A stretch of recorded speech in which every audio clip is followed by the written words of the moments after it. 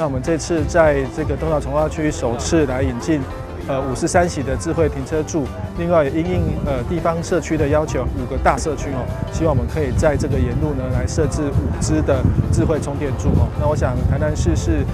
这个发展智慧停车最快速，而且范围最大，而且营运的时间最久的城市。那我们也在第2期呢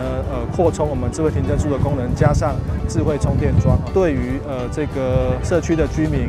能够利用充电的时候来顺便补电，然后解决他们的里程焦虑，非常的有帮助。那我们也会陆陆续续在这个东桥重划区来扩大建置智慧停车柱以及相关的充电柱的效果，那希望可以解决民众停车跟充电的这个服务的这个提升。目前我们永康区东桥里的人口数已经破万了已经来到10500多人那未来这1-2年大概有将近4000户要入住以及新建当中可能未来人口是会来到2万人的那么多那东桥里还有总图，还有大 7， 还有很多的公共建设在我们东桥里，所以我们的观光客，我们在地的人口数都非常多，所以我们急需很多的公共建设的一个需求，包括这个停车位，还有一些充电桩。以我们社区而言，很多住户他必须另外一台车停在外面，或者是停到公共的停车场去，那变成造就于说，其实我如果晚上，大家下班回来，其实路边停车基本上都是满的。我们当初会争取这种电动桩，也是，希望就是说因为有一些住户他没有办法在自己的车位装电动桩，我们希望有多一点选择。那还有另外一个就是访客。因为外地来的，他可能想要充电，他找不到充电，那可能他在这种路边，他就可以充电了，这样子。掌握市政3分钟，台南进步向前冲。那这边总共有5个智慧充电桩，总共要在深设置53处智慧停车柱。所谓智慧，就真正是全能，就是说停车付费就一次完成，就不用再拿纸本的停车单，又担心被雨淋湿，又担心被自己忘记了，造成不必要的罚款。所以呢，我们很快的把这个智慧停车柱跟智慧充电桩结合在一起，也获得了财政部的这个表扬，获得2次的金擘奖。我们非常谢谢议会的支持，感谢台电的支持，因为这边就必须要在大楼盖好了以后，人行道做好了以后，才可以开始设置智慧停车桩。因为如果大楼没盖好，那可能很多管线然后布线，人行道还没有设置，根本就没有办法来这个做智慧停车。因此呢，我们就把这个施作的顺序来在一些重划区已经有人行道的地区，大楼已经盖好的地区，因为大楼盖好才有住户，住户才有这个使用的需求嘛。我想说，因为这样的一个状况，能够让台南市更快速的迈进这个智慧城市的一个目标，也感谢刚刚提到议会跟台电跟交通局同仁，大家一起努力，打造台南成为一个智慧新都。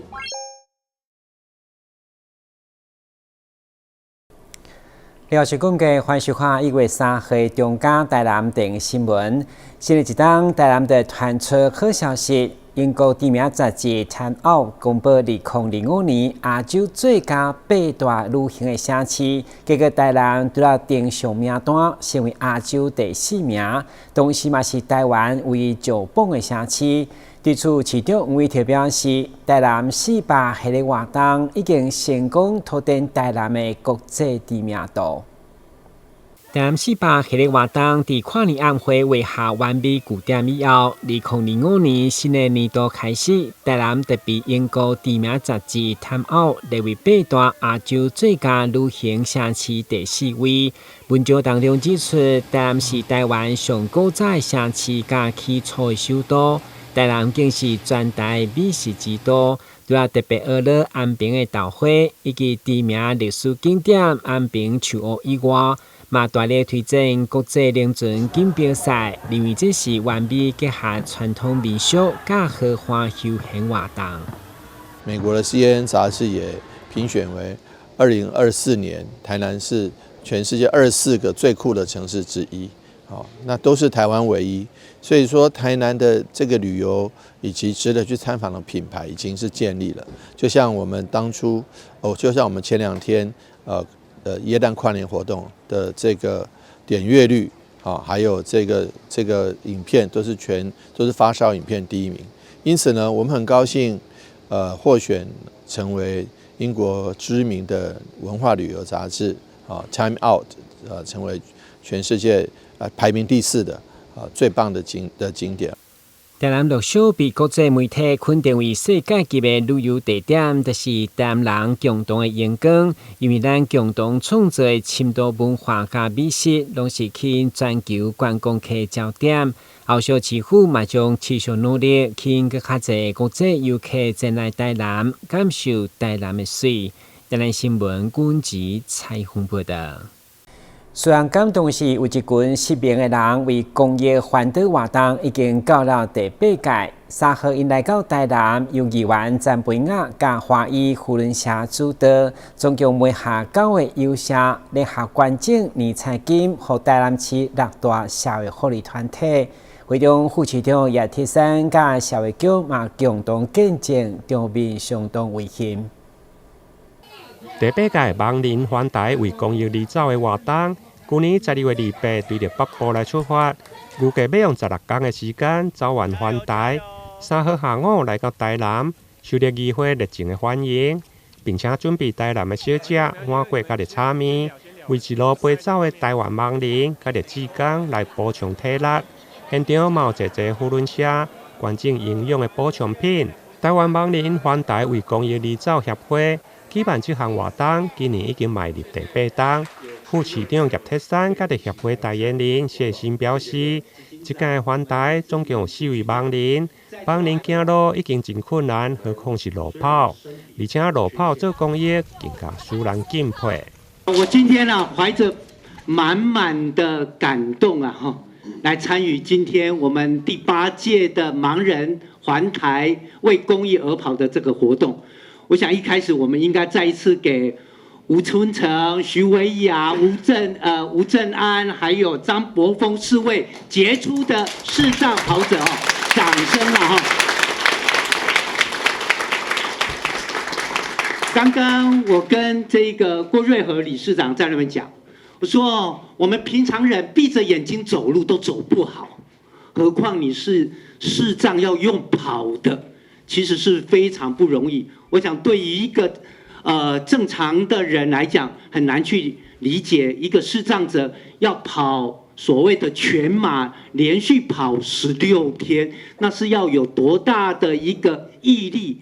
要克服多少的困難。我想光這一點就讓我非常非常的感動。鳴槍起跑的那一瞬間，代表着一個堅持的開始。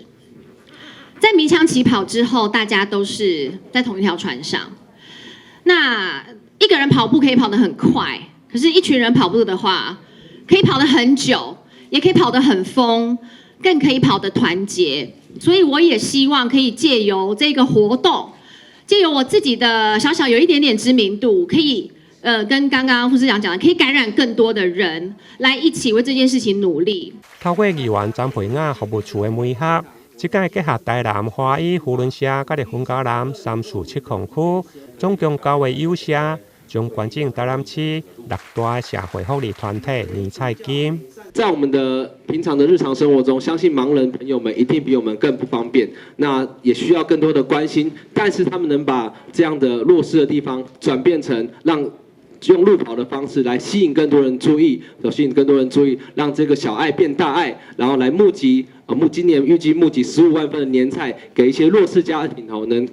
能過一個好年。我想這個活動非常的有意義。非常感動人的就是說，其實我們視障朋友他們本身就已經是弱勢了，可是他們秉持着弱勢一樣可以貢獻他們的力量，可以來幫助弱勢。所以呢，我第一次來接觸的時候，我才發現原來他們環台跑透透不是為了他們自己要資源，而是他們用他們弱勢的身體身障，然後呢跑到全台各地，帶來溫暖，帶來愛。受贈單位包括神保、創世、嘉德美生基金會，还有新世代关怀协会、家庭协谈协会、黄时代爱的联网关怀协会等。伫个关键记者会结束，随后一行人嘛伫个议会大门口来鸣枪，继续走向后一站的环台路跑。台南新闻林跟采访报道。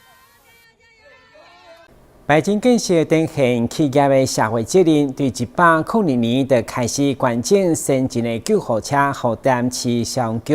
到去年底为止已经捐出第15台，协助电池的紧急医疗。对此，市长吴宇天嘛相当感谢该企业满满的爱心传承。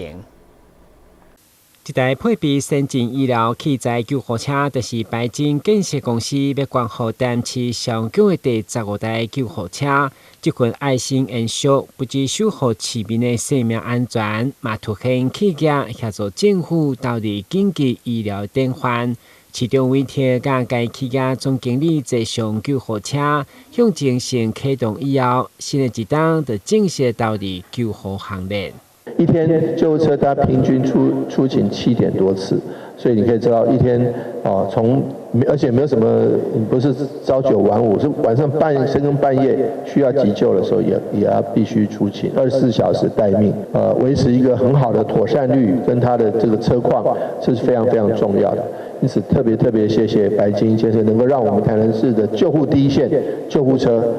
最重要的能够持续的守护市民的健康。救护车的使用里面，也是我们为了我们能够替这个社会尽一份力量，也尽一份的一个努力来做这更好的一个回馈社会。取之于社会，用之于社会，所以我们白金建设一直都没有忘记这个原则。关键典礼上，市长委贴亲自送上感谢状甲救护车模型，感谢白金建设董事长陈荣珍甲总经理吴志宏这对夫妻成行。董事会中，因的后生甲查某囝拢到场见证，希望传承爸爸妈妈这份对社会爱心。上局表示，这台救护车将进驻中线分队，提供快速完善的救护服务。台南新闻军集采访报道。欠一个喙齿也有机会用整喙齿的方式来中检，不过若规排喙齿拢严重蛀齿，无法度治疗，就较麻烦。对此，一名65岁病生求助吉美病院，结果最后只需要1摆手术治疗，就当完成固定式的假喙齿中检。做回来了解。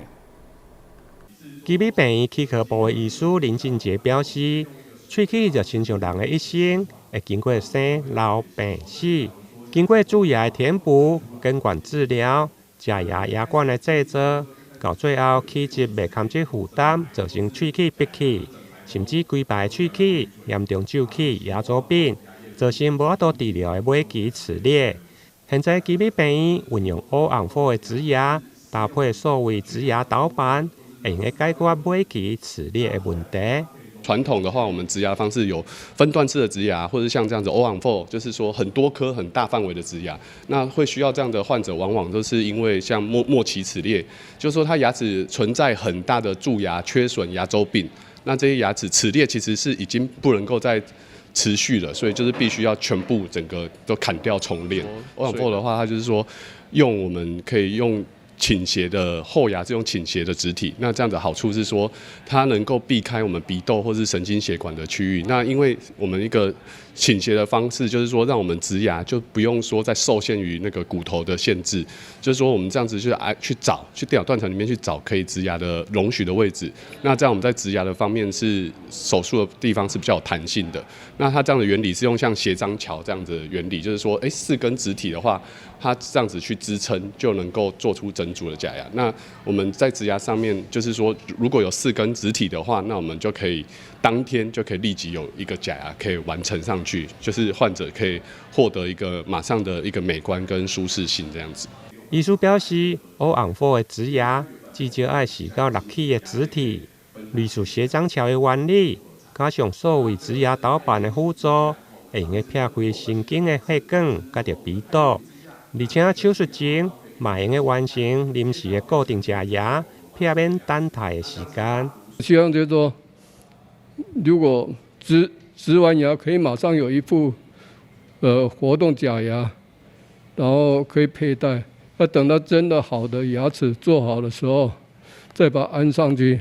那我们就没有很多的困扰。经过林医师帮我治疗之后，做完的牙齿就像真的一样，就是没有一些缺点，这是我使用上的感觉。因为彭先生本身是一名业务，欠喙齿除了讲话老风，嘛会影响到社交的问题。对植牙手术到植体具的整合，大约半年，就会用顺利完成正式植牙固定式的假牙。甲着传统需要几啊天的植牙手术比较起来，等于一天手术就会用来完成。台南新闻林英根采访报道。中央新闻在基隆，中嘉新闻在台北，中嘉新闻在新北，中嘉新闻在桃园，中嘉新闻在台南，中嘉新闻在高雄，忠实呈现最佳新闻。每周六下午1点，请锁定高雄都会台中嘉新闻周报，带给您最在地的观点，最有人情味的报道。台湾好新闻就在中嘉新闻周报。台南美是全国出名连5条港里的关怀据点，当中8位志工的好手艺，嘛将共餐服务办甲营养健康个美味，除了互来遮的长辈有食好，每一工也将餐点送到里内独居长辈厝内，实在足甘心。5条港里志工队成军多年，志工人数将近50位，平均年龄80岁左右。说这团是3000岁志工队也说得过去。虽然大家都有点年纪，但个个都热情活力满满。在里长沈连哲、志工队长陈其火的带领下，大伙发挥所长，照顾里内长辈，不遗余力。就感谢阮社区这志工爸爸妈妈啦，大家都真的上了年纪了。而且其实大家70、80岁，好，我们这个志工队共餐的服务已经做了6年了，今年迈入第7年，啊，大家越做越高兴啊，也越快乐。但是我们真的很感激他们为社区的长辈啊，还有来上课据点的这些老人家长辈们，做共餐的服务。志工队8大厨个个身怀绝技，煎、煮、炒、炸，任何菜色都难不倒他们。伊就是主厨，大家一起合作的，会使讲伊是副手主厨，做起来我控制的，你嘛主厨，搁过来我的长老指挥官，搁过来，我就因为我们的菜都是他在洗得很干净，真的他很会洗。他炸的方面跟煎的方面就是我们这一位，炸的煎的就是那一位。我们的大锅汤啦，换瓦斯就是我们这位大哥。没有他不行。 5条港里志工最高年龄是84岁的张玉子，而张桂干、王秀荣、龚秀娥、黄惠美、陈素粉、郑习江、李茂松也都70多岁。其中陈素粉更是一间知名汕头意面的老板娘，将生意交棒给第3代后也没闲着，现在更把烹饪专长奉献给了志工队。我在刘家汕头面已经退休了。 就是下一代来接手，然后我就闲的闲逛就听人家说，这边刚好有缺厨房的帮手，那我就过来帮忙，这样子有在运作，头脑比较不会痴呆，头脑也比较不会退化，可以增加我们的见解，一些吸收一些知识，因为我是一个残障者，我车祸到现在已经40几年了，伤口还没有痊愈。 整天在家里就是多愁善感啦，心情很不好啦，无聊的时候就感觉这个肢脚的疼痛又不能再开一个刀已经那么久了，骨髓炎了，只好出来跟大家打成一片，可以调治我心里的压力，也可以去除我心里的痛苦，又可以大家很和乐融融，感觉到说做志工很快乐，刚好有这个机会让我来服务。里长沈连哲说，志工们每天料理及送餐点真的很不容易，非常感谢五条港里志工们的辛劳，每一位伙伴都是在地的宝贝，希望大家给予更多掌声及感谢。五条港志工队赞！记者张硕维采访报道。迎接2005年新的一档花印台北活动嘛将展开，市府透过大众运输系统串联12个市镇的货柜，推出捷运商会地图，主要邀请旅客参加。今年也特别推出商会也有机会抽大奖，估计将加倍去民众到场。温带花卉的浪漫魅力。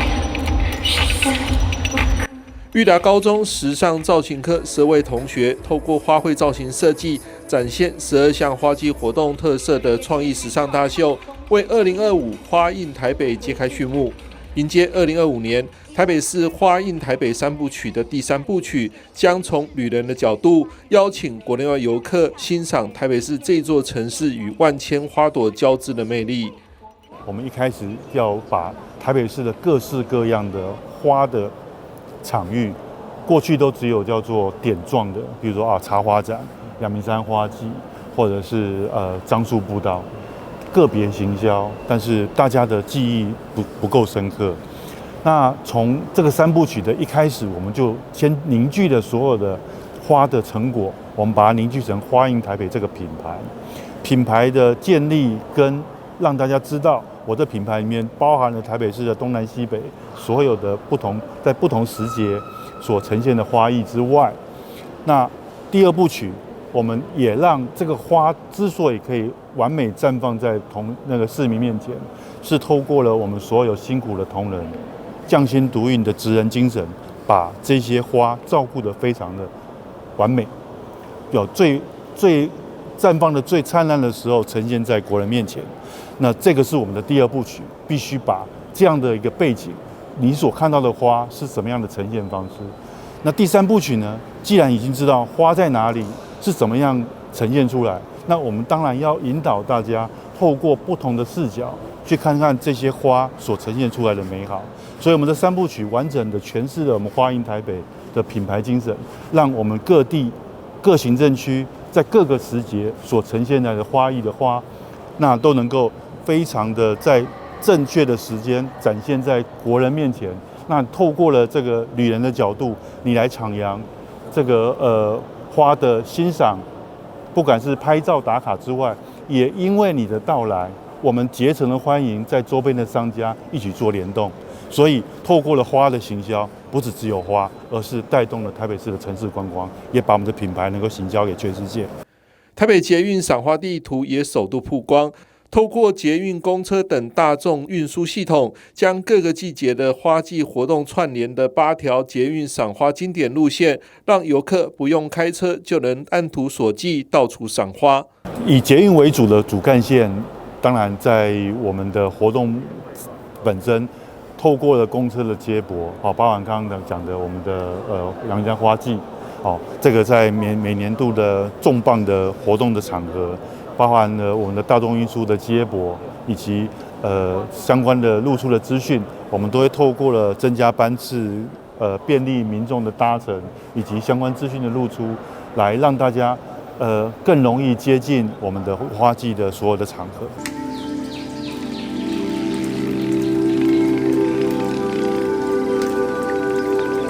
由知名设计大师萧清扬操刀的繁花市情影片也首度在记者会上曝光，全片以台北为背景，透过听觉与视觉变换，展现城市与花朵间交织的无穷魅力。赏花，我觉得人人都可以，我就用我的美感来分享，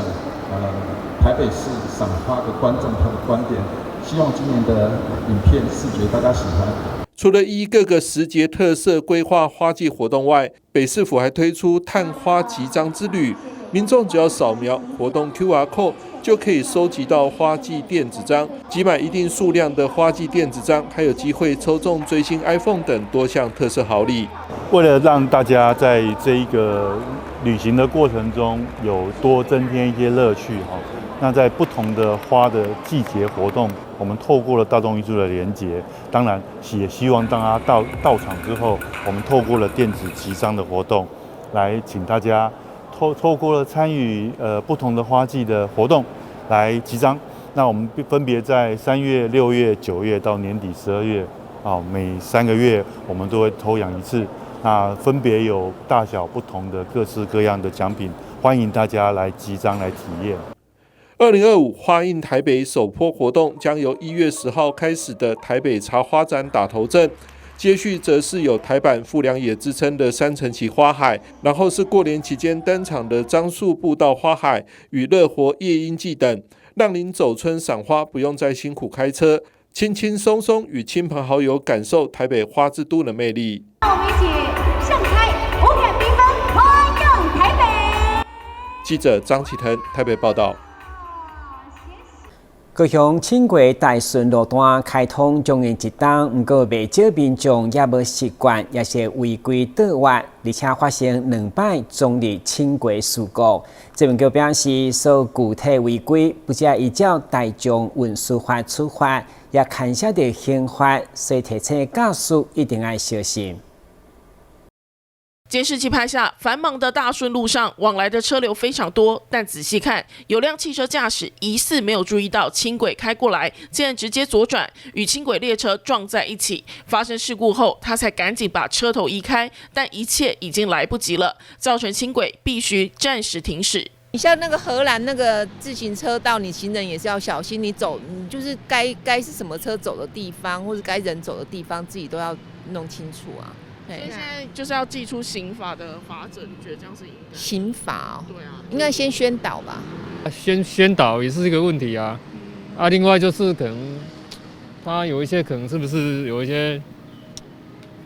那个路是不是标示的不够清楚啊？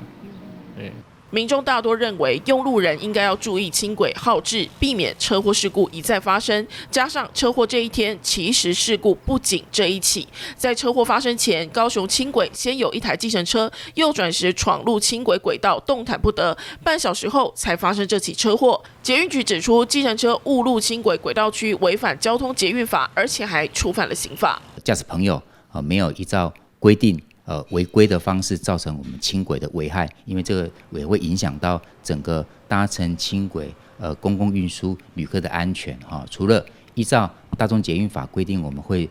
由警察单位来支担告发1500块钱到7500块以下的这些罚款之外哈，那个警察单位也会研究是不是以刑法的妨碍那舟车安全行驶的这些情况来送办。捷运局指出，轻轨沿线46处已经建置了科技执法设备，违规行为将依法处以罚锾。依照新闻中的例子，违规撞上轻轨的车辆，除了违反大众捷运法，也涉及刑法过失妨害舟车行驶安全罪。呼吁用路人行驶轻轨路段应减速慢行，遵守交通号志。记者魏国庆、黄子倩高雄报道。感谢收看1月3日中嘉台南电新闻，我是顾家，咱再会。